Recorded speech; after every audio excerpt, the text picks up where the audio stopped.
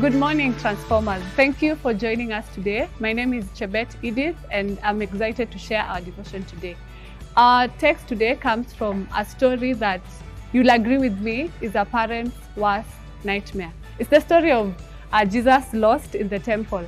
And we read from Luke chapter 2, from verse 41. His parents went to Jerusalem every year at the feast of the Passover.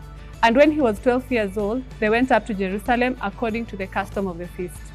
When they had finished the days, as they returned, the boy Jesus lingered behind in Jerusalem, and Joseph and his mother did not know it. We go on to read that Jesus was in the temple sitting and listening to the teachers.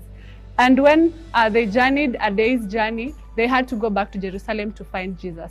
And on the third day, they found him sitting, and his mother would ask him, "Son, why have you treated us so?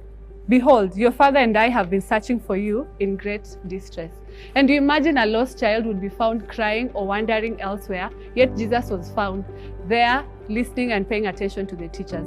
I imagine the mother was amused at seeing him in the temple, yet that worry had not washed off her. Hence she asked this question. And Jesus replies, "Why are you looking for me? Did you not know that I must be in my Father's house?" There are many lessons to pick from this, but as it marks Jesus' journey, we see two key things that even we as disciples of Jesus ought to embrace in our journey. The first thing is that Jesus recognized his sonship status.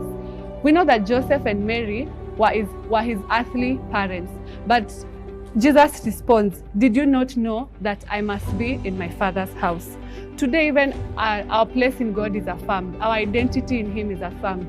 As we read in Galatians chapter 3, verse 26, it says, "For you are sons of God through faith."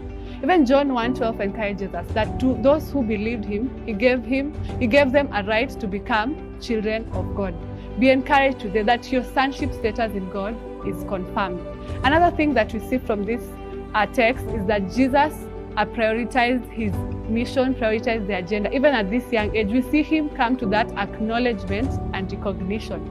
That some versions put it as, "I was occupied and about my Father's business." And the same case is meant to invite us today, that even as we go about, we ought to prioritize being about the Father's business. 1 Peter 2:9, a verse that gives us an affirmation of our identity and even pinpoints the plan and the path that we should choose, reads, "But you are a chosen race, a royal priesthood, people of his own possession, that you may proclaim his excellencies of him who called you." As we are affirmed in our identity, we are able to proclaim his excellencies. And we proclaim his excellencies by being eternally minded. So today, Transformers, wherever you are, may you remember and be affirmed of your sonship status in Christ.